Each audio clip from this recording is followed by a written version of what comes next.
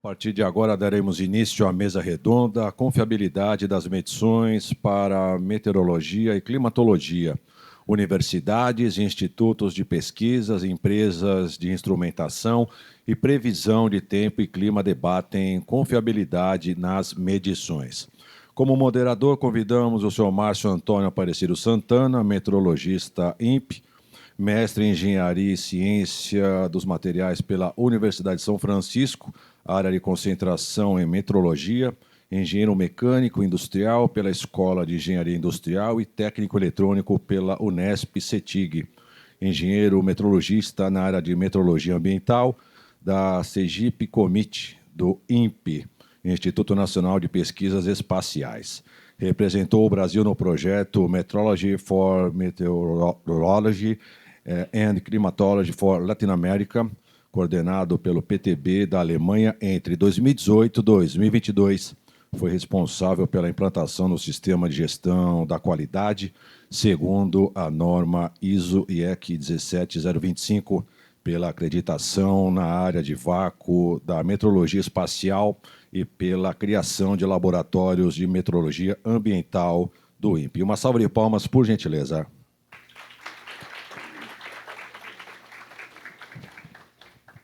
Como debatedores, convidamos os senhores, o engenheiro Júlio César Hollenbach, CEO e fundador Sigma Sensors, graduado em Engenharia de Controle e Automação pela Pontifícia Universidade Católica do Rio Grande do Sul, com MBA em Gestão Empresarial. Possui 24 anos de experiência em automação industrial, desenvolvimento de tecnologias embarcadas e integração de sistemas.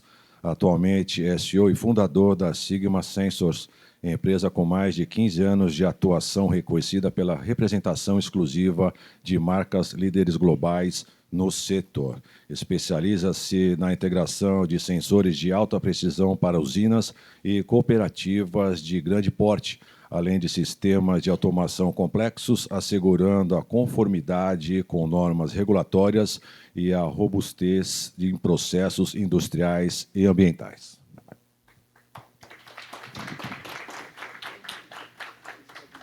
O engenheiro Cristiano Carvalho, graduado em Engenharia Mecatrônica pela Faculdade Anhanguera, com 15 anos de experiência em instrumentação meteorológica e meteorologia ambiental, especializado em calibração de sensores meteorológicos e implementação de padrões de qualidade para laboratórios de calibração com formação complementar em ISO 17025. Atualmente atua como especialista em estações solarimétricas e suas normativas, com foco na calibração, instalação e operação de sensores de radiação solar de acordo com padrões internacionais. Uma salva de palmas, por gentileza.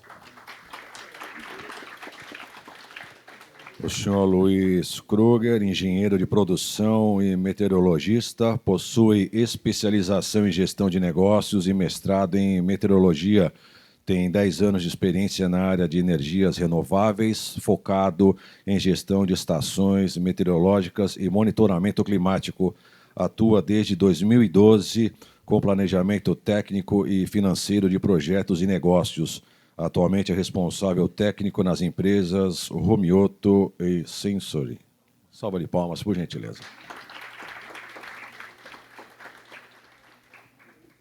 Sr. Newton Bastos, diretor ISA Vale, graduado em ADM Comércio Exterior pela Metodista, técnico eletrônica pela CETEV, pós-graduado em metrologia pela Unileia, MBA em marketing pela FGV, 35 anos atuando no mercado de instrumentação, calibração e metrologia, 27 anos de empresas e instrumentos como gerente de contas, 12 anos de ISA Vale Section na diretoria técnica. O senhor Yoshiaki Sakagami, professor do Instituto Federal de Santa Catarina, graduação em meteorologia pela Universidade de São Paulo em 2000 e especialização em Business Administration pela University of California, Irvine em 2003, mestrado em 2010 e doutorado em 2017. Em Engenharia Mecânica na área de concentração, Engenharia e Ciências Térmicas pela Universidade Federal de Santa Catarina. Tem experiência na área de instrumentos meteorológicos e ambientais. faz pesquisa na área de energia eólica e meteorologia ambiental. Atualmente é professor do curso técnico de meteorologia do Instituto Federal de Santa Catarina. Senhores, muito obrigado, bem-vindos. Cada debatedor terá 5 minutos para suas considerações iniciais, começando pelo moderador da mesa. Então, passamos a palavra ao senhor Márcio com suas considerações e encaminhamento ao debate. Boa tarde. Celso, quero agradecer o apoio do Celso, principalmente. Esse simpósio está se realizando porque a gente se encontrou algumas vezes com o Celso gostou da ideia, né? Comprou, ele falou assim que a metrologia, né, teria que trabalhar nisso aí. E hoje falaram um pouquinho de datas, né? E eu vou também colocar uma data aqui, tá? Apesar de eu não gostar da primeira data, mas 1º de abril, né? 1º de abril, 1º de abril de 2010, né, foi assinado um acordo da OMM com o BIPM. Okay? Então, a partir de 2010, a OMM faz parte, né, do BIPM. Okay?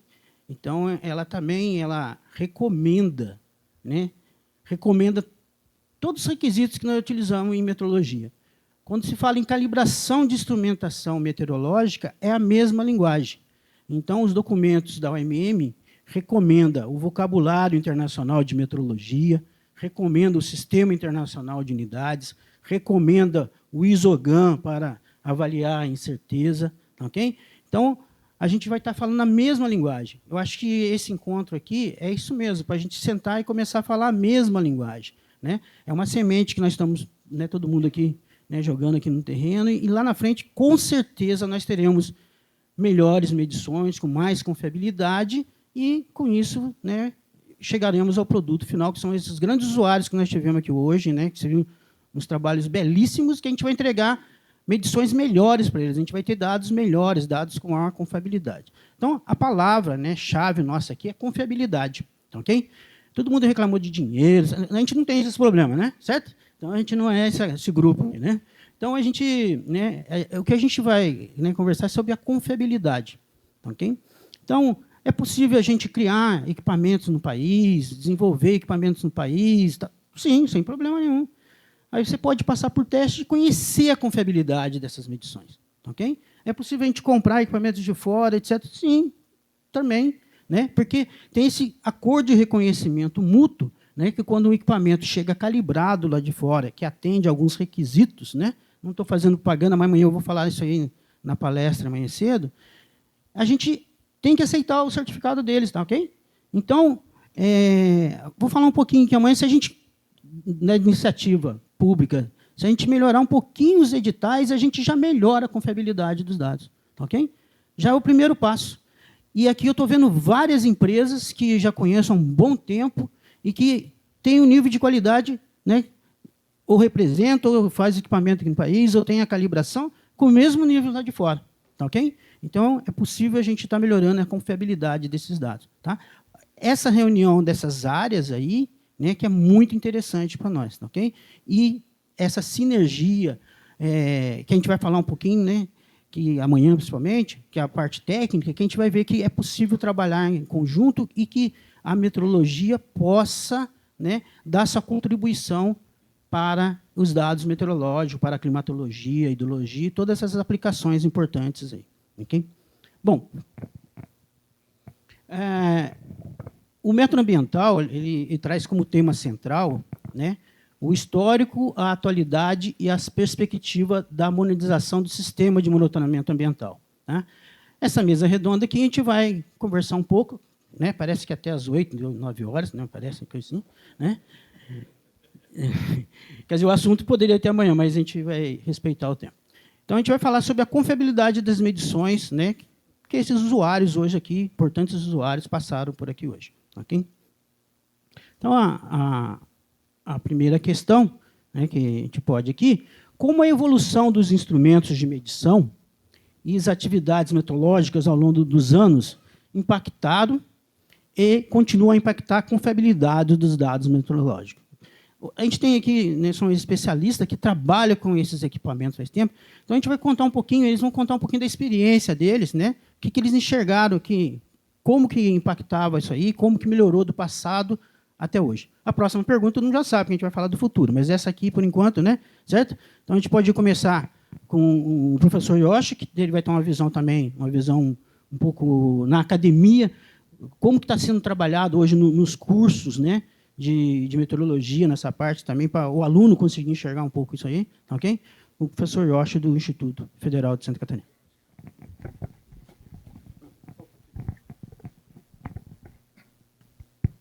Boa tarde.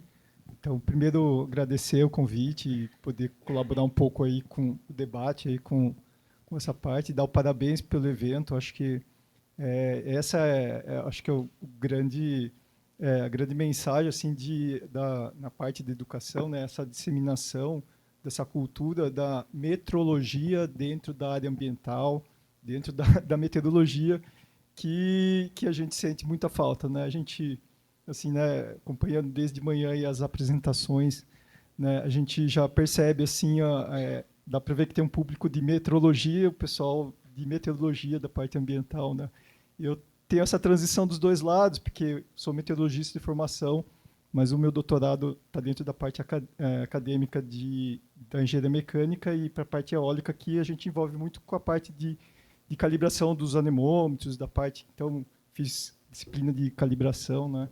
Então, acho que é muito disso, né? O vocabulário da metrologia, né? Um pouco até assim desconhecido para a gente da meteorologia, né? Então a gente, claro, isso no dia a dia a gente coloca muitos termos assim de uma maneira assim que não é a tecnicamente correta, né? De precisão, exatidão, calibração, e a gente usa, né, de uma maneira assim, né? Não como o metrologista enxerga, né?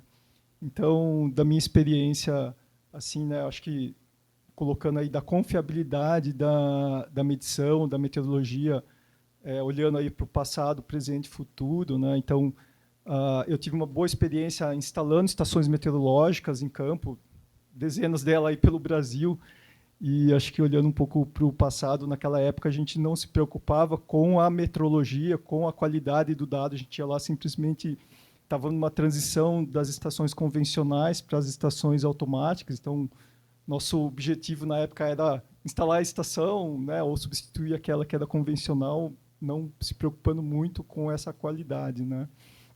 Eu acho que, olhando para o presente, para o passado, até olhando para alguns slides que eu também vivenciei no meu passado, assim, instalando estações, a dificuldade de chegar até o local, né? Já cheguei a instalar assim em Rondônia lá, rodando 12 horas em estrada de chão, né? Então percebe que as dificuldades são intrínsecas, né? Não difícil melhorar essas logísticas, né? Mas eu acho que eu vejo algumas tentativas de melhora. Eu vi do CEMADEM tentando baixar custos de operação. Eu acho que esse é o caminho, né? Que está se colocando aqui, né? Mas acho que o que eu senti falta das apresentações, né, exatamente assim, né, que, né, o Márcio falou assim, né, já começa lá no edital, né, já que vai instalar novas estações, né, então, poxa, coloca, né, calibrações dos instrumentos, né, coloca a manutenção, coloca um custo disso, não coloca só da instalação. Na minha época era só instalação e nem se pensava disso porque não se tinha esse conhecimento, né. Eu acho que hoje tem um pouco desse conhecimento. Eu acho que para o futuro, né, quando tiver novos editais, quando tiver novos projetos, novos recursos, né, que se coloque, né, esse plus, né, que estava fazendo uma analogia com o carro, né, a gente tempos atrás era aqueles carros pelados, não tinha nada, segurança nenhuma, né. Hoje difícil ter um carro zero, é caro, mas tem segurança, né, e isso que a gente está falando, confiabilidade é segurança, né. Então, acho que é uma discussão aqui que a gente coloca, né? Será que a gente quer, digamos assim, dados com qualidade? A gente tem que pagar um pouco mais por isso, mas acho que é uma questão de ajustar também os recursos, assim, né? Em vez de 200 estações, coloca 190 e um recurso para manutenção, né? Mas que você garanta que as outras 190 tenham boa qualidade, né? Então, acho que é uma questão de... Acho que várias ideias que tem que se colocar aqui para buscar essa qualidade de dados, né? E eu, assim, olhando para a ponta aqui hoje, né, na minha parte de pesquisa, o quanto né, eu fiz de errado como técnico de meteorologia, que eu instalei estações e realmente olhando para alguns slides naqueles locais errados, perto de casa, né? E hoje a gente sente na pele ali, a hora que a gente pega esse dado, sente falta disso, e agora não dá para usar esse dado, né? Então, olhando para o outro lado da ponta, né, o quanto é importante, né, e quando você faz, né, às vezes você fala, poxa, está gastando dinheiro investindo, aí o pior investimento é você colocar uma estação que não vai servir, não tem confiabilidade, desde a instalação mal colocada, desde uma falta de manutenção e desde a falta de uma calibração, né? Então, acho que isso que eu queria Você acha, eu acho que se a gente colocar alguns requisitos básicos da metrologia, por exemplo, o VIN, mostrar um certificado em sala de aula, você acha que isso aí já começa a trazer uma cultura nova? Eu acho que é, então, exatamente isso, né? Hoje, como professor do curso técnico, você me ajudou lá a montar, né, uma bancadinha lá de calibração do pluviômetro, né? Então, acho que é isso, né, não só colocar lá nos editais, né, calibração, né, mas acho que a gente tem que, né, exatamente, acho que a falta nas apresentações né, de ter essa cultura de calibração é porque não tem, né? Não é porque não quer, né? Porque né, vamos, né, montar essa rede de estações, né? Você não vê em nenhum momento falando que teve algo relacionado à calibração ou um custo para isso. É porque não tem a cultura, né? Então, aí é nosso papel ali, né, da educação, né, trazendo os cursos da área de ambiental de meteorologia, uma disciplina de metrologia, né?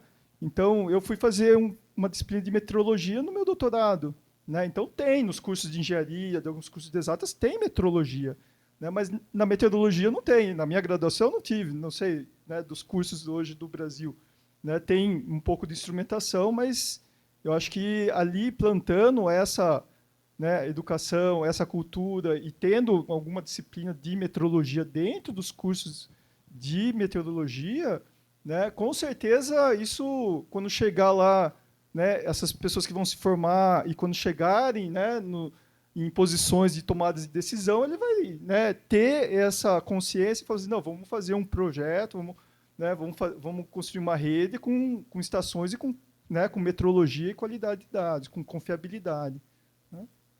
Obrigado, Yoshi. Matheus Pombo, porque a academia, né, tem esse trabalho árduo aí, né? Certo? O Newton, eu vou colocar a experiência. O Newton, né, trabalha, né, com instrumentação há muito tempo, com metrologia, na parte principalmente industrial, mas muitas variáveis que utilizamos, né, na meteorologia. Um pouquinho dessa experiência, Newton, como é que era do passado, um pouquinho, como que já está agora, ok? Ele tem um trabalho belíssimo aí de divulgação da cultura meteorológica, eles têm um equipamento, um laboratório móvel, que é sonho da gente, da meteorologia ambiental, ter um laboratório móvel, que seja multi-institucional mesmo, né, com vários, para poder atender várias instituições ao mesmo tempo, né? Mas ele tem isso aí na área industrial e, por favor, Newton, um pouco da sua experiência aí para responder essa questão aí. Bacana, Márcio, muito obrigado. Primeiramente, parabenizar a todos os profissionais, parabenizar a Remestre, na pessoa do Celso, do Bodinot, parabenizar a Nilson Hanna, que, se estou aqui, foi a convite também do colega Nilson Hanna, da ISA, que também faz um trabalho muito bacana aqui no Vale. Parabenizar você, Márcio, pelo esforço e todos os colegas e todos os palestrantes. Eu estou encantado e um pouco chateado. Chateado, comentei com o Celso ali em cima agora, que amanhã não poderei estar aqui. Infelizmente, o dia de hoje foi maravilhoso. Palestras institucionais no período da manhã, palestras muito técnicas que me fizeram abrir os olhos com um monte de situações do nosso dia a dia, principalmente do dia a dia de quem viaja. Eu achei que eu estava dirigindo com a van em terrenos hostis, quando eu vi o cara pousando o avião e o avião derrapando, eu falei, ai meu Deus do céu. Mas falando de presente e passado, né? E eu não gosto muito de falar de passado, porque os cabelos brancos ou os poucos cabelos nos entregam, Mas é legal ver num ambiente assim também jovens, né? E eu acho que a nossa missão, lembrando do passado, onde calibração tinha muita anotação do dado, do que deu no padrão, do que deu no instrumento, um trabalho extremamente manual, né?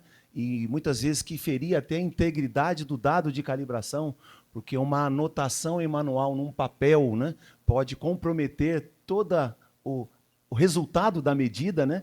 Então, esse trabalho, a calibração no passado, no presente, e acredito que no futuro, a palavra confiança e paciência tem que estar associado, né? Então, calibração não é uma coisa que dá para se fazer rápido. Calibração tem que ter paciência. É claro que a gente pode automatizar métodos, digitalizar métodos, digitalizar coleta de dados, mas a paciência e a confiança naquilo tem que ser muito importante. Então, eu acredito que no passado tínhamos equipamentos onde eu lia no padrão, o técnico tinha esse trabalho muito manual de anotar valores. A gente está começando a enxergar no presente diversos players que já desenvolvem tecnologia para tentar minimizar essa anotação de dado manual. Então, começamos a caminhar aí para uma integridade de dado maior, uma digitalização do processo de calibração, automatização de algumas etapas do processo de calibração, e vejo também isso com a ISA, instituição que também admiro bastante, normas e documentos para orientar na calibração em malhas, porque muitas vezes eu faço uma calibração olhando para um equipamento único, e muitas vezes tem uma cadeia de equipamentos envolvidos. Na exposição ali fora, tive a oportunidade de visualizar ali uma estação, se assim posso chamar, não sou especialista, a quantidade de instrumentos e a quantidade de dados que vão para dentro do PLC, então a confiança nesses dados, né, é muito importante. Então eu acredito que, respondendo de maneira singela a questão do passado, da paciência, da confiança, da anotação do dado, dos riscos que aqueles dados tinham de ser anotados e de serem transcritos, né? Porque eu acho que hoje um dos principais problemas aí de quem gera certificado de calibração é o erro de transcrição, né? Alguém anota, alguém informa com dados anotados manualmente um tag, uma leitura, e aí o certificado pode ir com informações indevidas. Olhando para o presente, a questão da educação também eu vejo uma preocupação muito grande. Era uma pergunta que eu ia fazer para um colega num dos intervalos.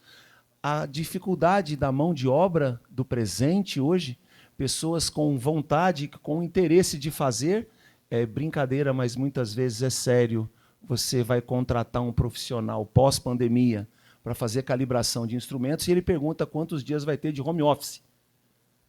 Então é esquisito, né? Como é que você vai fazer? Né? Não tem, né? Então é interessante. Então essa cultura, o Senai voltou também com força total no curso de instrumentação, calibração, voltou em escola Senai Campinas, Senai aqui de Jacareí, Senai de Mauá, Senai de Santos, curso de instrumentação.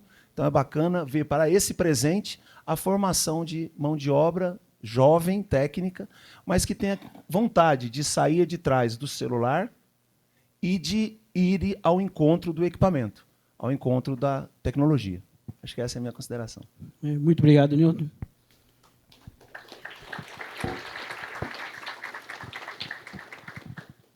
Luiz também tem muita experiência de campo, de laboratório, Luiz. Eu acho que se você puder dar alguns exemplos práticos, assim, né? Que daí porque é interessante, né, alguns projetos de pesquisa, quando o pesquisador vai lá, conheceu todo o processo de calibração, até lá no final, quando ele usa os dados e na sua aplicação, né? Então ele vê todas as dificuldades lá e ele também vê os benefícios, né? Certo, Luiz? Então, eu queria que você falasse um pouquinho aí, né, da sua experiência de campo, de laboratório, né?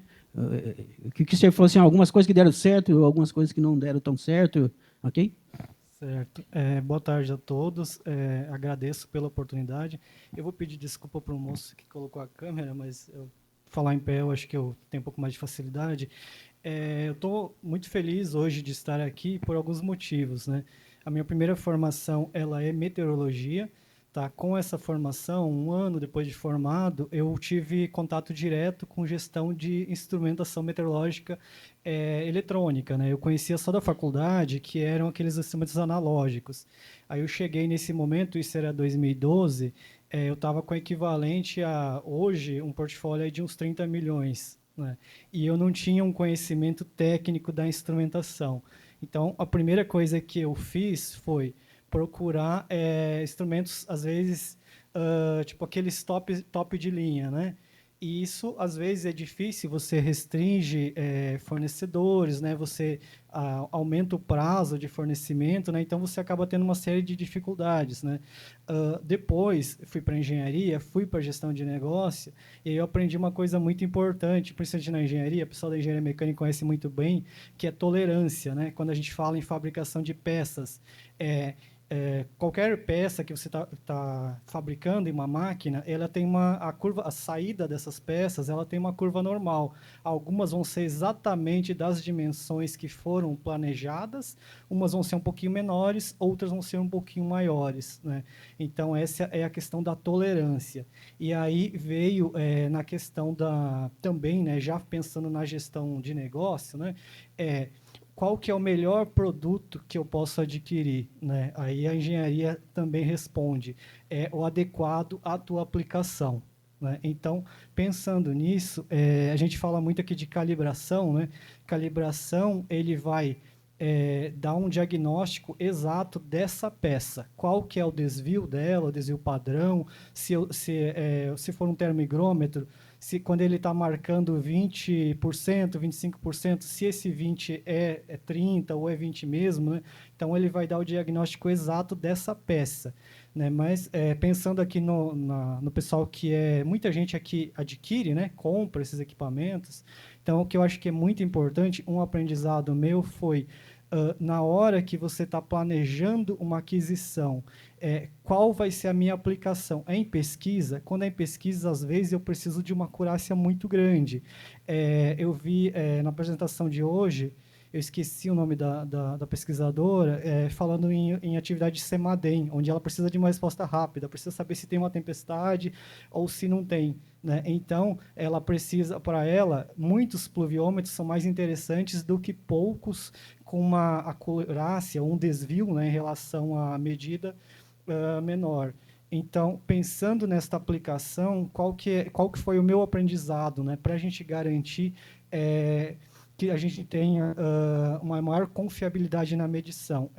Eu penso em qual é a minha aplicação, quanto que eu posso ter em relação qual, digamos, o desvio em relação à medida real, ou mais próximo do real eu preciso. Pensando nisso, você elabora um termo de referência passando essas especificações de tolerância. Olha, eu preciso de equipamentos, né, termoigrômetros, mesmo um data logger, que tenham essa faixa de tolerância nessas margens. Por exemplo, se for adquirir um termoigrômetro, ele vai ter uma margem de erro bem pequena, entre 5% e 95%, né? Alguns entre 20% e 60%, eles têm uma acurácia muito grande, mas abaixo de 5% não, e acima de 95% também, o erro é bem maior, o desvio é bem maior. Por quê? Porque para aplicações do dia a dia, em muitos casos, essas margens não são importantes, né? O que é importante é aquela faixa do meio. Então, aprendizado, quando você pensa qual é a aplicação, qual é a margem, qual é a faixa em que você precisa dessa máxima confiabilidade, você vê qual é a tolerância, o quanto você aceita, o teu propósito, qual é o desvio que ele aceita. A partir disso, você faz um termo de referência com essa especificação, com essas faixas, e aí recebendo, obviamente, né, sempre que possível, pedir uma calibração. Mas aí ela vem uma calibração já em cima desses lotes que eles têm um pequeno desvio. Mesmo com o passar dos anos, quando esses equipamentos vão ficar mais velhos, vão perder um pouco da qualidade, se eles foram adquiridos dentro daquela faixa de tolerância, eles vão entregar uma confiabilidade para você por mais tempo. Tá. Obrigado. Ok, Luiz. Muito obrigado. Bom, o Cristiano tem bastante tempo de prática também em campo, né, e laboratório, né? Eu acho que faz a diferença, né? Você ter passado por laboratório e campo também, você consegue ver, né, o que melhorou, né, a instrumentação, o que está entregando, né? Você hoje consegue, por exemplo, conhecer a confiabilidade. Né? Eu queria que você falasse um pouco aí dessa sua experiência, dar exemplos. Né? Pessoal, boa tarde a todos, né? Márcio, mais uma vez obrigado, né, pelo convite aos organizadores, né? Como o Márcio mesmo mencionou, né? A prática que eu tenho de laboratório, né, eu consegui enxergar o seguinte: no começo existiam muitos sensores analógicos, né? Até hoje ainda existem sensores analógicos, porém, com a evolução, né, até mesmo de sensores industriais, a maioria dos sensores hoje a gente pode perceber que já trabalha num protocolo diferente, protocolo Modbus, por exemplo. Então, ou seja, isso aí, qual que é a melhoria disso em relação ao passado e o presente, né? Evita muito questões de ruídos, né? Você exige menos confiabilidade, não é confiabilidade, você exige menos características técnicas do leitor, porque você tendo um leitor desses instrumentos no protocolo Modbus, o sensor já entrega a medição já propriamente dita para você, né?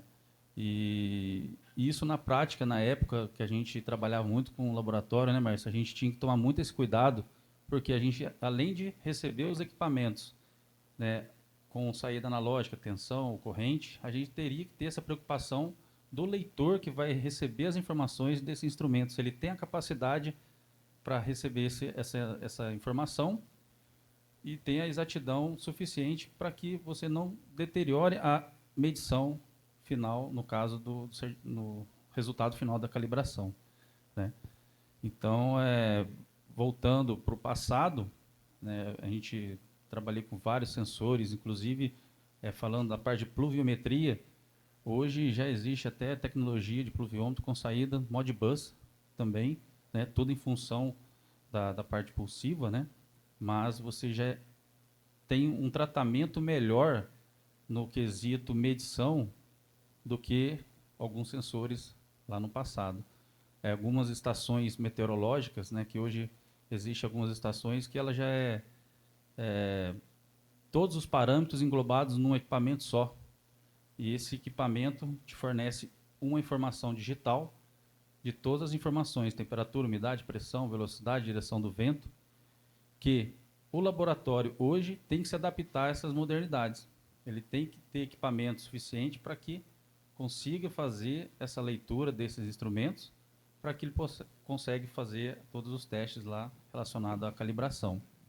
Então eu vejo isso como uma evolução da instrumentação, Márcio, porque, né, hoje em dia você tem a tecnologia pronta já na entrega das informações para você. Eu acho que facilita muito aos laboratórios de calibração. O Newton tem bastante experiência disso. Eu vejo alguns colegas aqui também que têm essa competência, né, de estar já fazendo a calibração nesse protocolo. Então, eu estou sendo um pouco mais técnico, mas dentro do tema relacionado ao que a minha experiência do passado com relação à de hoje, né? Hoje, a empresa no qual eu trabalho também trabalha nessa área muito forte de instrumentação voltada ao protocolo digital. Isso aí facilitou muito no processo de calibração. E acredito que o Inmetro ou o auditor do Inmetro também tenha essa capacidade de entender um pouco desse novo protocolo, até mesmo para facilitar a automação dentro do processo de calibração. Tá ok?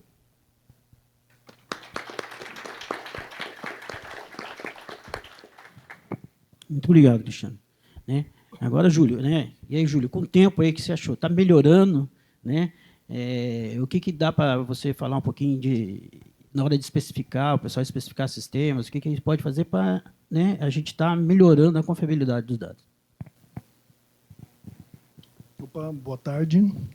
Inicialmente, agradecer ao pessoal que organizou esse evento maravilhoso, né, essa oportunidade de estarmos aqui. Agradecer a você, Márcio, pela oportunidade de podermos estar aí, né? Fantástico, acho que é uma oportunidade que tem que expandir, que o pessoal tem que ter mais voz para falar, mais oportunidade de dizer que eu acho que essa forma de evento é legal porque tem o pessoal do laboratório, tem o pessoal do mercado, tem o pessoal da calibração, então é todo mundo dando a sua visão, né? Professor, é calibrador, é o cara de campo e eu aqui o cara do mercado, né? Então eu vou falar um pouquinho assim sobre o passado e o presente. Eu vou muito na linha de raciocínio do Cristiano, que os sensores antigamente, como ele falou, era analógico, né? Então, tu não ia calibrar um sensor, tu ia calibrar 3 coisas, né? Tu calibrava o data logger, que era analógico, tinha que se preocupar se tinha ruído e tinha que calibrar o instrumento. Então, era um monte de coisa para calibrar, né? Então, hoje está tudo virando digital e a própria calibração fica dentro do instrumento, né? Se você pegar um veículo hoje, ele tem um protocolo CAN-BUS. Todo sensor dentro do carro é o quê? É digital. Mas os parâmetros que estavam medindo antigamente era analógico.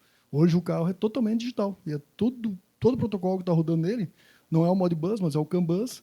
E, se tu olhar, é tudo inteligente e é impressionante a capacidade desse sensor, né? E se tu calibrar ele, provavelmente vai calibrar e a informação vai ficar dentro dele. Então, hoje é interessante. Você pega um sensor moderno, como o Cristiano falou, né? Tu vai chegar lá no laboratório, o cara vai calibrar um instrumento moderno. Quando ele lê o instrumento, ele tem o histórico de calibração dentro do instrumento. Isso é fantástico, né? Porque tudo que foi feito nele, tu fica sabendo.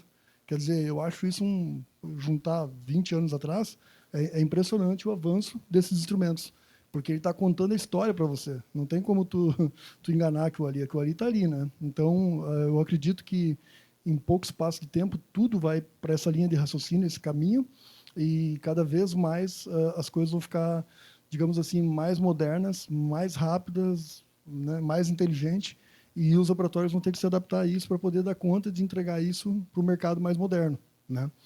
E falando assim, um resumo agora, mais olhando para o lado do mercado, sobre a calibração, eu até gostei dessa oportunidade de poder estar falando para o Márcio aqui. Eu gostaria de falar um pouco sobre a visão de nós que estamos no mercado, contratando o serviço de calibração, né? Até troquei umas ideias com o Márcio, assim, sendo bem sincero, assim, né? O que a gente observa?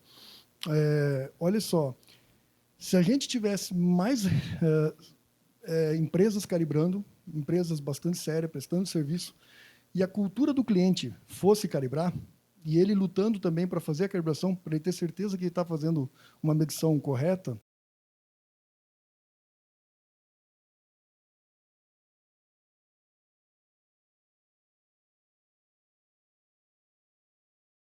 vendendo no mercado alguma coisa que não é real e verdadeira, ele vai ser derrubado pela calibração.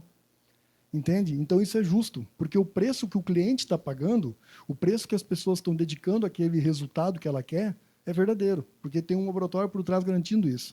No momento que tu tira o laboratório, fica puramente no que a pessoa vai falar, né? Então, quer dizer, olha que interessante, a gente prevalece a manter de pé as empresas sérias que vão dar uma coisa séria. E aí, tu vai dizer assim, pô, esse sensor é caro, mas espera aí, todo mundo que tem uma certificação séria tem o mesmo preço. Será que ele é caro? Não. É o preço de um sensor bom e sério no mercado. Agora, hoje, é uma confusão, porque o cliente olha aquele sensor, ele acha caro, mas ele olha uma cadeia de sensores que, às vezes, o sensor que ele está comprando com o outro não tem nem um certificado de calibração sequer. Ou se tem, é de um laboratório que sabe Deus quem é esse laboratório. Né, Márcio? Isso é uma realidade do mercado hoje. Tem que ser dito. Então, quer dizer, na minha visão, precisa muito, muito, né, o Brasil avançar essa ideia de aumentar a necessidade de mais laboratórios de calibração, mais cultura de calibração, escola, universidade, para que isso cresça, para que o mercado entenda que tem que ser feito, para que as coisas sérias fiquem de pé, né? Vou dar um exemplo aí, todo mundo no mercado sabe, às vezes tu vai no mercado, tu compra ali, vou dar um exemplo, tu vai no mercado, compra uma escada de alumínio, leva para tua casa, tu sobe na escada, a escada quebra. Cara, mas, pô, eu paguei o negócio ali e tal, às vezes até tem um selo ali de alguma qualidade ali, mas, pô, cara, eu comprei o negócio quebrou, ou pode até causar um acidente. Quer dizer, cara, isso é muito sério, isso é muito sério. Eu acho que tem que ser levado muito a sério, porque fere o consumidor, fere o mercado, fere que quem quer ser sério, quem quer estar sério, fere o cara, atrapalha o mercado, né? Então, eu acho que, olhando para o lado da meteorologia, né? Eu já falei do passado e do futuro aqui, mas eu estou agora trazendo um pouquinho disso aí, né? Eu falando aqui como mercado, não como técnico laboratório ou da parte de calibração, mas falando como consumidor, né? A visão que a gente tem é essa. Então, eu torço para que nos próximos anos venham mais e mais e mais empresas sérias fazendo a calibração e que vença os bons no mercado com um bom produto que vai entregar para o cliente aquilo que ele espera, né? Essa é a minha visão que eu tenho hoje sobre a questão de calibração. Bom, Márcio, obrigado. Viu? Obrigado, Júlio. Tem a segunda questão, que é a parte, né, que vocês acham aí que já está a caminho, que está melhorando, né, para melhorar essa confiabilidade, né? E se puder comentar um pouquinho, né, é claro que eu vou puxar um pouquinho a sardinha para a metrologia, porque o simpósio é de metrologia, tá? Daí vocês vão comentar se é caro a calibração, ok? Todo mundo já entendeu a resposta, mas eu vou perguntar para cada um, né? Vou começar com o Júlio aqui para dar a volta. Ah, sim, entendi. Bom, vamos lá, né? Eu acho que o custo ele é muito relativo ao tipo de mercado. O que eu quero dizer com isso? Se você calibrar um instrumento na Europa e a hora da mão de obra de uma pessoa da Europa em euro, não dá para comparar com o Brasil. Então, isso é bem interessante. Quando uma pessoa calibra um instrumento nos Estados Unidos, na Europa, é mais caro que o Brasil. E a nossa realidade de salário e hora pago é mais barato. Então, automaticamente, eu não acho caro o preço da calibração no mercado hoje. Voltando pelo equipamento que a pessoa tem lá. As pessoas têm que entender que se tu está contratando o serviço de calibração, o cara pagou um equipamento caro e tem um payback. Ele tem que pagar aquele instrumento. Então, ele tem que ter volume, ele tem que ter uma estimativa de valor para poder pagar aquele equipamento. E aí cai naquilo que eu falei. Se a gente julgar o cara, se a gente achar que está ruim e tal, nós vamos estar apertando o mercado para ter uma coisa que não tem qualidade, né? Então, eu sou um grande defensor do seguinte, eu sou um grande defensor da ideia do Toyota. Invista no melhor equipamento, cobre o que é justo, mas faça o melhor possível. Se você fizer a ideia da Toyota, tu vai ter sucesso. Porque não adianta tu botar o mais barato, pagar um pouco menor, eu vou ganhar de todo mundo, eu tenho preço, mas dali a pouco eu não chego nem de perto de uma qualidade da Toyota. Então, a gente tem que lutar mesmo para ter essa qualidade, né? Então, o preço, para mim, é uma coisa um pouco relativa, sabe? A países, mercado e oportunidades. Então, eu creio que empresas sérias, com equipamentos sérios, vão ter um preço diferente de quem não está tão sério no mercado, né? Mas eu não acho caro, Márcio. Eu acho que o que eu olho para o mercado, eu não considero um preço caro. E eu não vivo disso, não trabalho com isso. Pelo contrário, eu contrato isso. Pago as pessoas para fazer isso. E, às vezes, pago laboratórios mais caros porque eu confio e, de fato, o trabalho é melhor. Tá? Obrigado, Júlio. O Cristiano?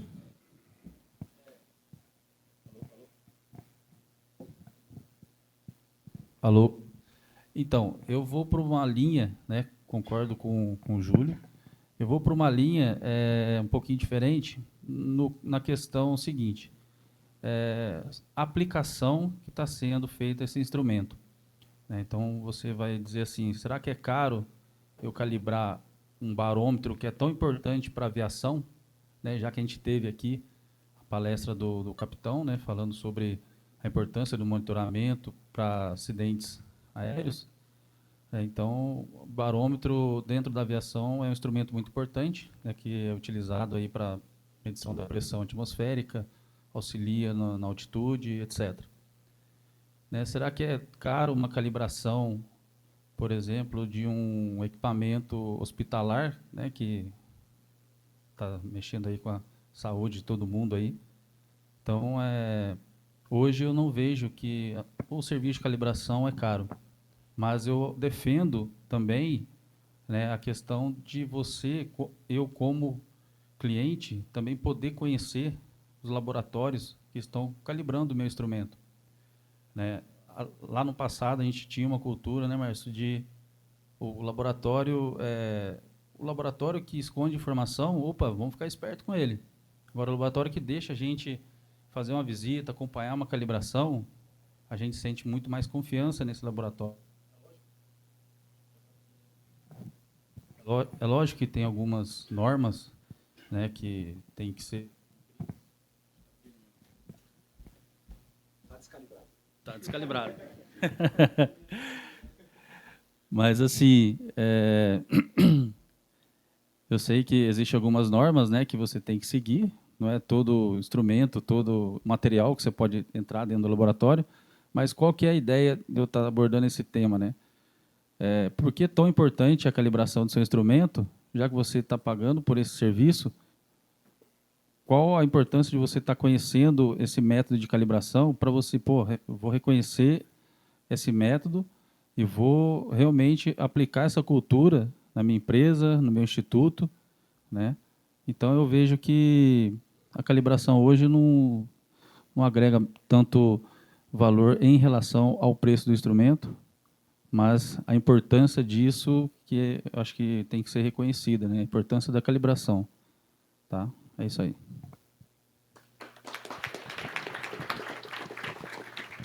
Obrigado, Cristiano. Luiz, por favor. Bom, eu tenho uma visão parecida, né? Mas, como eu falei... Desculpa aí, estou com medo do microfone. Então, depende do caso, né? A resposta é sim e não, né? Eu atuei muito tempo no setor elétrico. Eu comecei na época do boom das eólicas. Então, o setor eólico, para a venda de energia para o governo, né, leilões, ele é regulado pela EPE. Então, é uma exigência da EPE que os anemômetros eles tenham certificados de calibração. Por quê? Porque a partir do anemômetro é feito o cálculo de energia. Você coloca na equação e qualquer mudança pequena na velocidade do vento dá uma mudança grande na geração de energia. Então, por que é exigido essa calibração nesse sensor? Inclusive, ele tem que ser um first class ou um secondary standard, que são os mais tops, né? Porque isso garante que a máquina, né, o gerador, ele vai injetar aquela quantidade de energia que está sendo prevista, que está sendo estimada a partir do que foi medido com o vento, né, das estimativas de vento. Então, eu preciso de uma assertividade muito grande do vento, né, ou uma acurácia muito grande.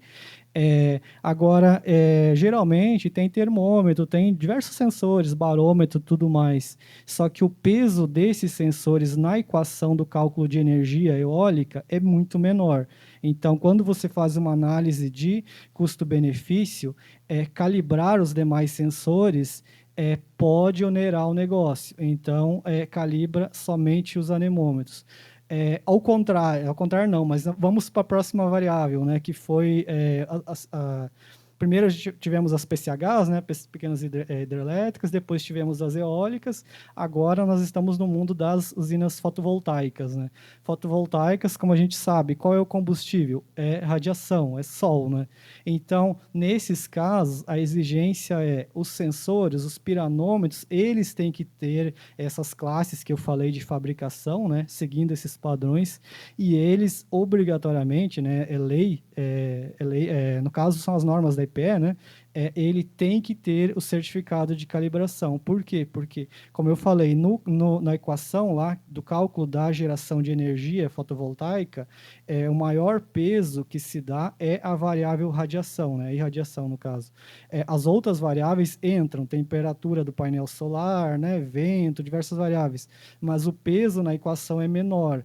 Então, quando você faz essa análise de, digamos, de custo-benefício, o que se entende? O que o setor, né? Aqui eu estou falando de um setor privado, né? O que o setor entende? Que, como os investimentos às vezes são grandes, então a prioridade dele, ele sempre vai calibrar o piranômetro. Quando possível, ele vai calibrar os demais, né? Como a gente falou aqui, o ideal é você fazer o máximo possível, mas se você tem limitação, você faz para onde tem o maior peso, para a variável que tem o maior peso no seu negócio, na sua pesquisa, tá? Então, sim, quando a variável meteorológica ela tem um peso grande no estudo que você está fazendo, você calibra. Aí a calibração é barata. Agora, quando ela tem uma relação menor, né, um impacto menor no seu estudo, se possível você calibra, mas prioritariamente você calibra outra variável. Tá bom? Muito obrigado, Luiz. Nilton, e aí, Nilton? Quais novidades é que a gente pode melhorar a confiabilidade? E você acha que se eu tiver 2 sensores não calibrados, qual que eu devo usar, né? Certo? É uma pergunta, né? Se eu tenho 2 que estão dando valores diferentes, não é isso? Fora da especificação, qual que eu devo usar? Isso aí para a gente já começar, né, ver a importância, né? Mas, Nilton, por favor, sua experiência. Vamos lá, pessoal. Então, primeiro vamos causar um pouco aqui para estimular o pensamento. Calibração é caro. Por que é caro? Vamos olhar a ótica do caro e depois olhar a ótica do barato, para depois escolher qual dos dois instrumentos nós vamos utilizar. Calibração, o laboratório, tem colegas aqui de laboratório, tem que investir em padrão. Padrão em euro ou padrão em dólar. As empresas, os laboratórios, pagam caro pelos padrões. Muitas vezes pagam caro pelo treinamento do profissional, para capacitá-lo para operar aquele padrão. E aquele profissional, para mantê-lo empregado e engajado na ação metrológica, custa evidências, tem custo. E aí o mercado quer pagar barato. E aí a soma não fecha. Qualidade na prestação do serviço, preço do padrão adquirido, salário e custos da mão de obra. E aí a calibração é olhada como caro. Só que quando eu tenho dois instrumentos, eu não confio em nenhum dos dois. E geralmente na aviação, tem um vídeo que rola, tá, um dos famosos na internet, que instrumento de avião, ali naquela hora é confiar na medida do instrumento, principalmente quando Congonhas está com pouso sem visual, e também no aspecto religioso, que muita gente, eu não acredito em Deus, ai meu Deus do céu, que o avião está caindo. Então, aí começa a ficar barato a calibração. O custo daquela calibração relacionado ao impacto de não se ter calibrado o instrumento. E aí vamos nos aspectos da inovação que pode fazer com que o custo da calibração baixe. Eu ouvi questão de dados digitais de calibração. Então, na semana passada, para quem acompanha aí nas redes sociais, aconteceu na Europa, em Lyon, na França, a Euroexpo. E teve várias palestras, inclusive a nossa empresa participou com 5 profissionais, falando do certificado digital de calibração. O fórum está muito forte para os organismos internacionais.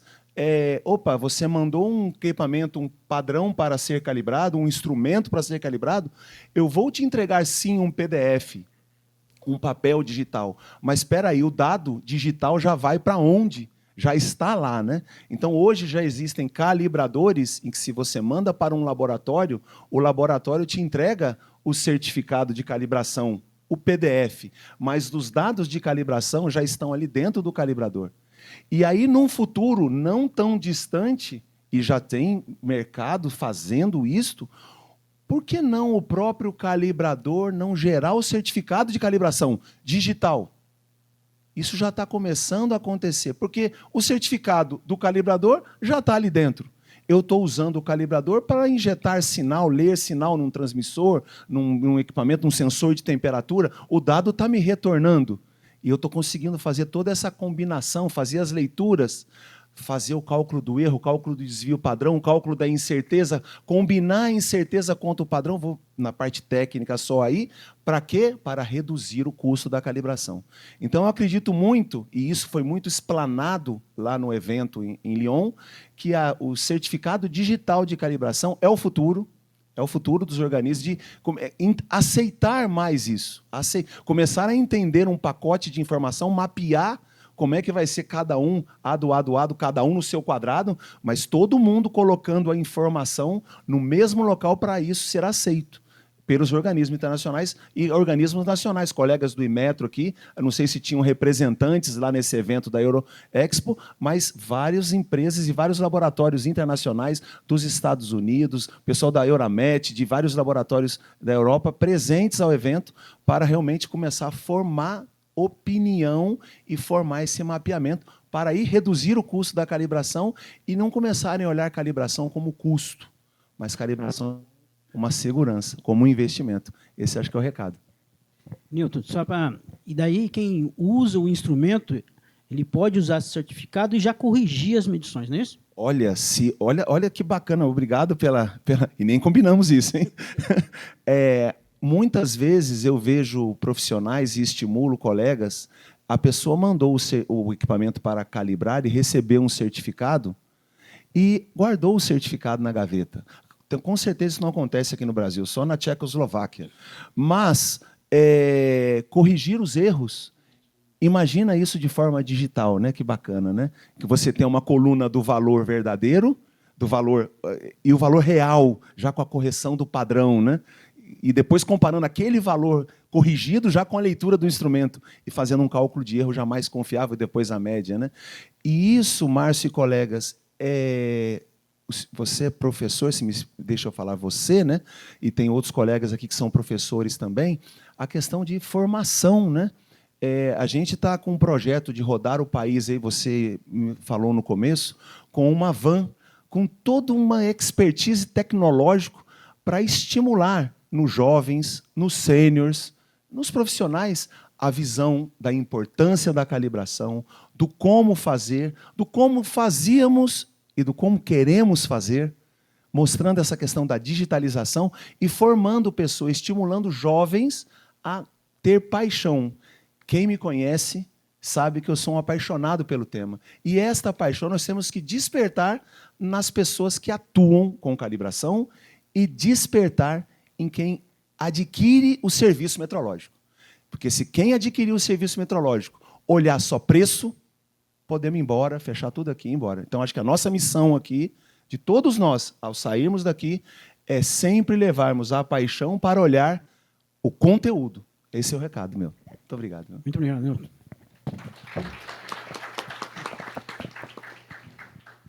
Bom, professor, você vai fechar essa questão aí, né? Também tendo essa visão da academia um pouco aí, ok? Ok. Concordo plenamente aqui com o colega. Eu até estava exatamente com isso. Acho que a palavra confiabilidade talvez fosse mais direto se colocasse seguro mesmo, seguro dos dados, né?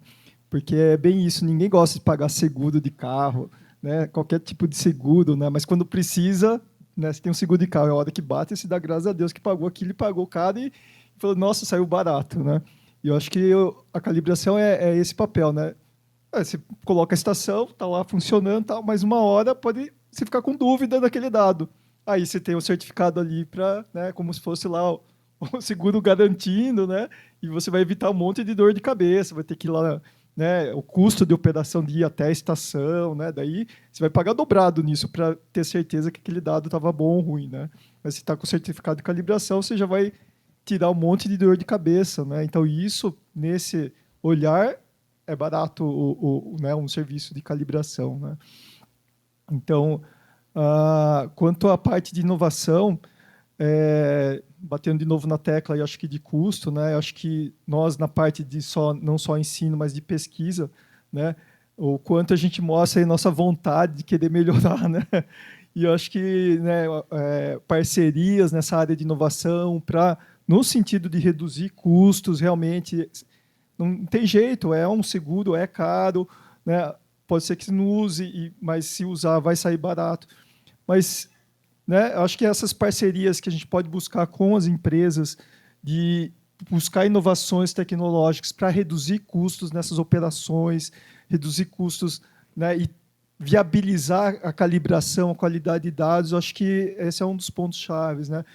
Abrindo um pouco, né, dessa história, né? Então, tem alguns contatos, assim, por exemplo, colegas, imagine, uma empresa da Alemanha, né, entrou em contato e falou assim, olha, tem um edital aqui internacional para fazer parceria entre uma empresa alemã e uma empresa brasileira para desenvolver produtos e tecnologias na área de renováveis, por exemplo, né?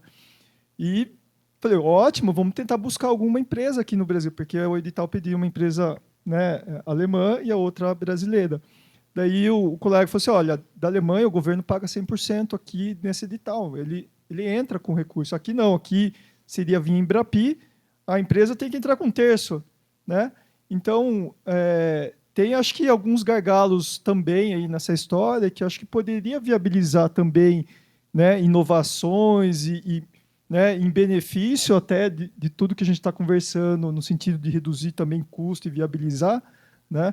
Mas que tem pessoas, né, com interesse de trabalhar com isso, mas às vezes com muita dificuldade, né, na parte até estrutural de como lidar e oportunidades que tem e que a gente tem essas dificuldades, né? Muito obrigado, professor Jorge. Agora a gente vai passar para, né, a última parte dessa mesa redonda, né? Que a gente vê que assunto aqui não tem fim, né? Então a gente tem que dar uma pausa aí, né? E perguntas aí do público, por favor.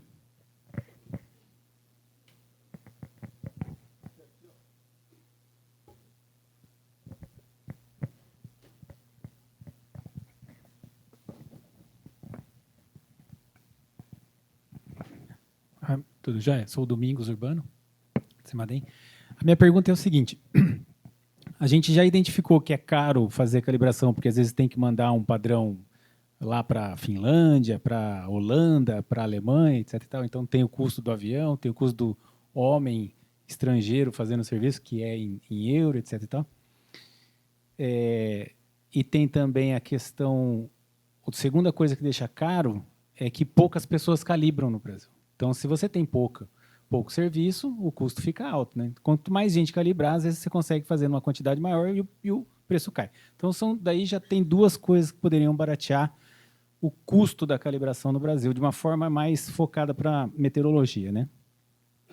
A pergunta que eu faço para vocês todos é: qual o grau de dependência que que a meteorologia brasileira está do estrangeiro hoje e o que nós poderíamos fazer para ganhar mais independência? Ou seja, por que a gente não tem o nosso padrão de primeiro nível aqui? Por que tem que mandar para lá? O que nós temos que desenvolver no Brasil para ter um padrão nível 1 aqui, né? Por que nós não estamos lá ainda? Então, eu acho que é isso que a meteorologia brasileira tinha que estar focando, né? Isso vai deixar mais barato? Com certeza vai, mas que caminho que a gente precisa percorrer para chegar lá? Que mais outras coisas, a minha pergunta para vocês é essa: que mais outras coisas que a meteorologia brasileira precisa fazer para baratear o custo?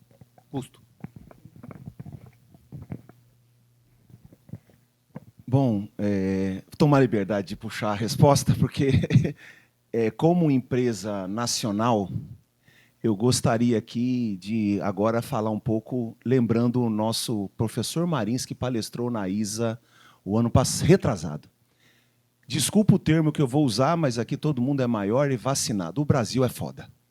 O Brasil tem engenheiros bons, engenheiros que estão comandando pesquisa e desenvolvimento em vários locais do mundo, em várias empresas. Então, o Brasil hoje, no cenário internacional, é claro que o custo da importação de equipamentos peca. É caro, é elevado. Mas a nossa empresa importou recentemente umas 7 células de pontos fixos para fazer calibração de temperatura. Mercúrio, célula de ponto triplo da água, e outras, prata e outras células. Investiu em treinamento, capacitou os profissionais. E estamos vendo isso em outras empresas, em outras instituições, laboratórios aqui presentes, investindo, conheço alguns laboratórios aqui, investindo na capacitação para realmente não deixar o Brasil fora desse cenário.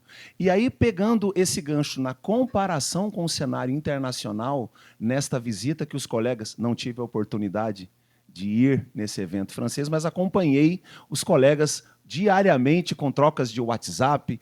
O Brasil não deixa nada a desejar, muito pelo contrário. Gostaria só de fazer uma parte no seguinte sentido: o mundo, Alemanha, Estados Unidos, olha a metrologia de uma maneira, cada um no seu quadrado. O Brasil, o cara fala de temperatura com uma certa proficiência, fala de pressão com uma certa proficiência, fala de umidade com uma certa proficiência, fala de várias grandezas e domina o assunto com uma certa proficiência. Não podemos ter o síndrome do pato, de fazer várias coisas ao mesmo tempo e nada bem. Mas esse olhar macro que o brasileiro, como engenheiro, tem, isso é o grande diferencial nosso. Então, se todos nós levantássemos, arregaçássemos as mangas e realmente valorizássemos a profissão, valorizássemos o estudo, eu tenho certeza que o nosso país seria bem diferente. E é esta a minha visão, porque quando eu comecei lá na metrologia, lá na instrumentação, quando eu tinha 14 anos, e na época o Tancredo estava vindo a falecer, hoje o Brasil mudou muito. Temos vários problemas, mas mudou muito. Então, eu acho que, respondendo da parte como indústria nacional, nós estamos com muito potencial, principalmente nesse potencial agora em que o produto brasileiro ficou barato. Então, nós temos chance de exportar mais, e com essas exportações, se o empresariado reinvestir a parte do lucro, opa, as empresas vão crescer. Esse é o meu comentário.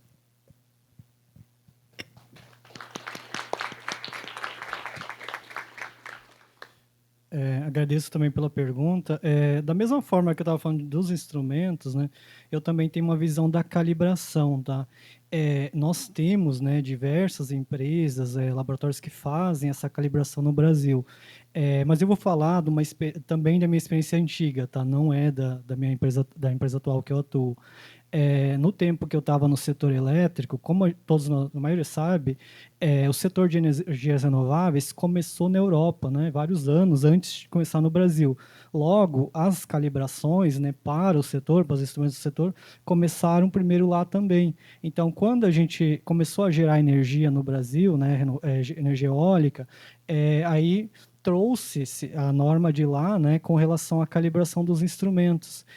No Brasil, a gente tinha laboratórios, tinha, né, empresas com condições de fazer a calibração, de entregar essa qualidade, digamos, né, essa acurácia, que a calibração também tem a sua acurácia, né, ao nível europeu. Mas o que o cliente pedia? O cliente, no caso, era o governo.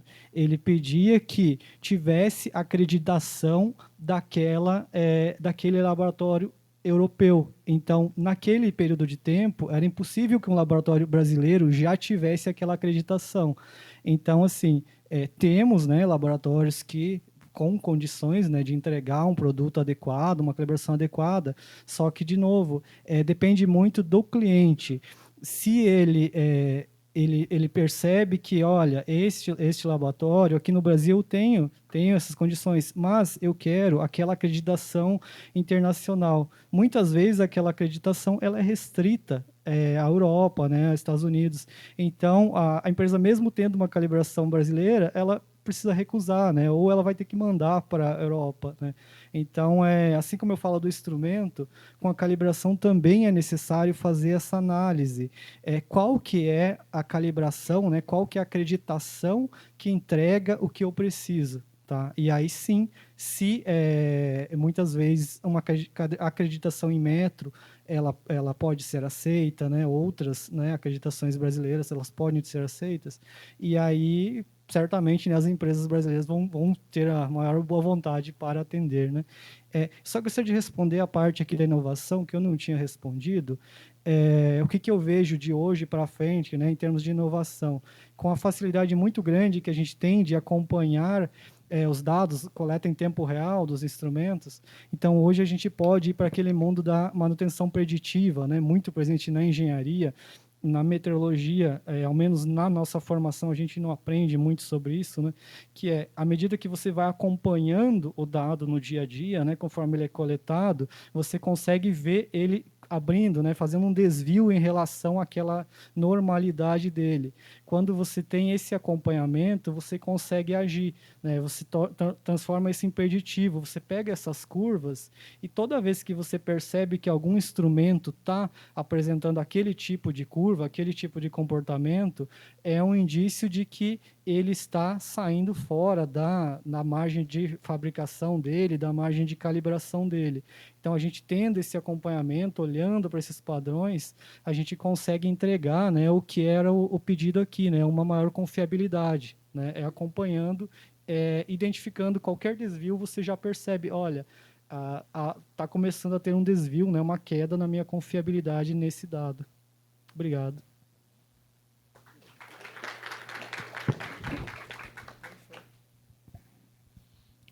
Bom, olhando para a sua pergunta, mais diretamente, assim, né, baixar custo. Custo é uma coisa interessante, né? Oferta e procura. É isso que manda, né? Então, acho que cada um aqui vai falando da sua área que conhece, né?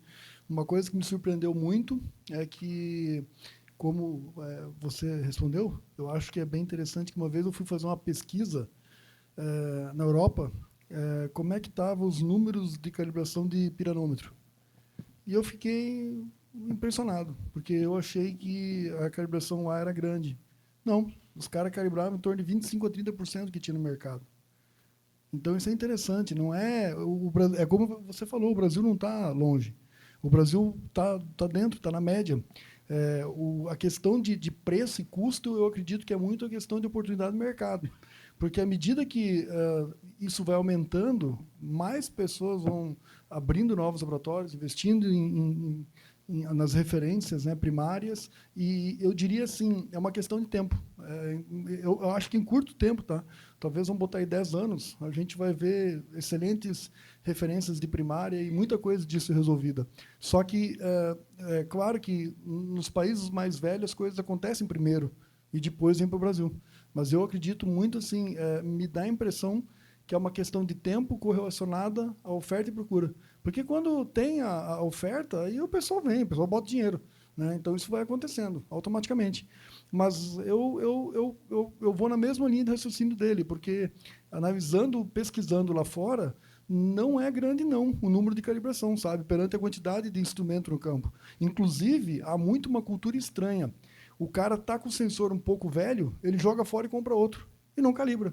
Porque a calibração para ele, hora homem lá, é cara, ele simplesmente joga o sensor fora e compra outro, que é mais barato. Como nós pagamos uma tributação que chega em alta para caramba perante o sensor, aqui a gente já não joga fora, a gente vai calibrar ele. E a calibração é mais barata que a dele. Então, olha que interessante, de novo, é cultura. O cara jogou fora e comprou outro. Aqui a gente pensa em calibrar, né? Então, a gente tem que olhar para tudo isso, né? Mas a minha visão de mercado que eu vejo é isso. Mas eu creio que em breve, em curto prazo, vai aparecer mais laboratórios com mais referências de padrão caras, pessoal investindo, e isso aí vai ser resolvido. Eu acredito que é uma questão de tempo.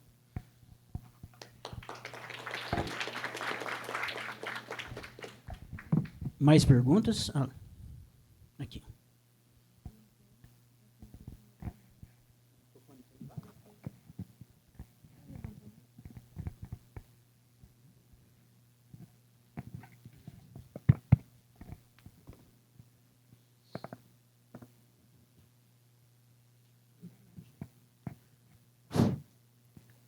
O Wilson Ricardo Godoy.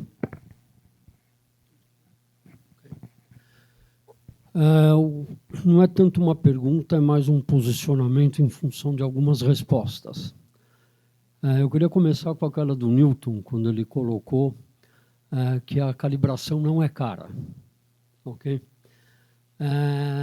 E se fizer ela barata, pode ser que o problema seja maior, né?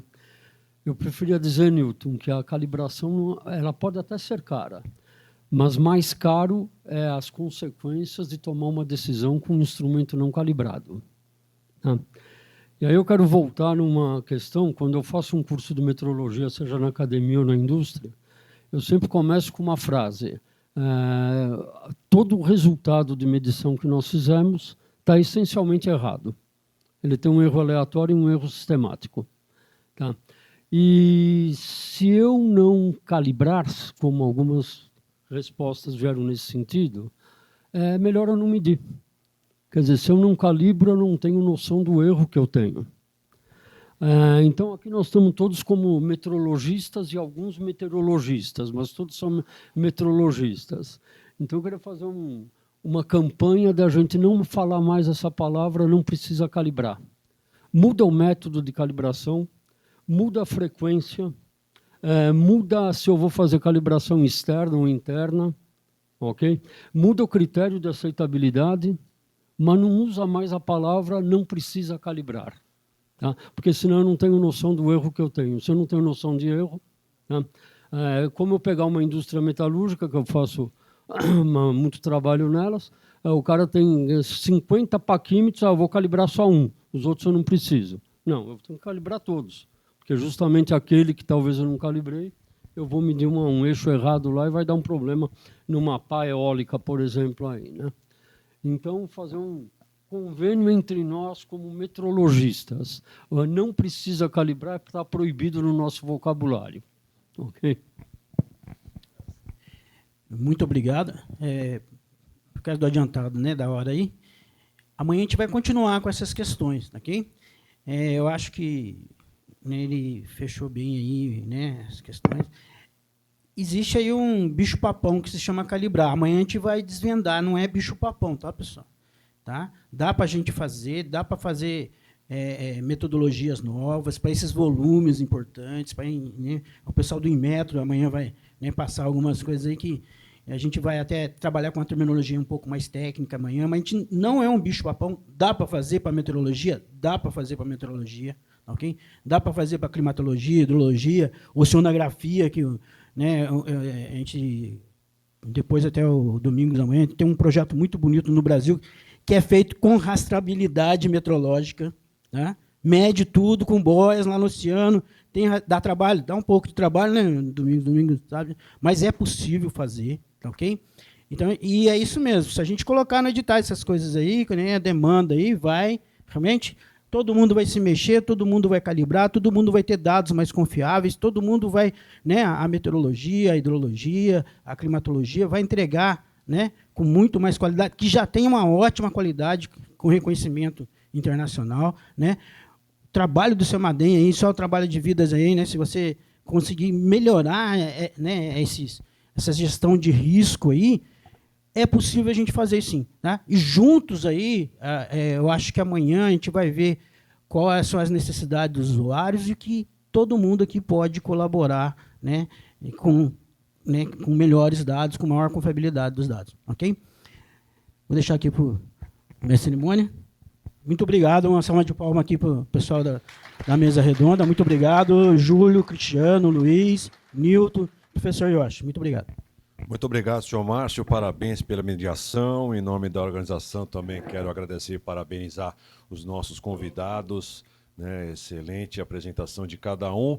Vamos, então, agora para a foto oficial, onde os senhores receberão um certificado de participação e também um agradecimento aqui da organização. Então, mais uma salva de palmas, por gentileza. Por gentileza, então, ao centro, para receber, então, das mãos da nossa assistente, um agradecimento da organização.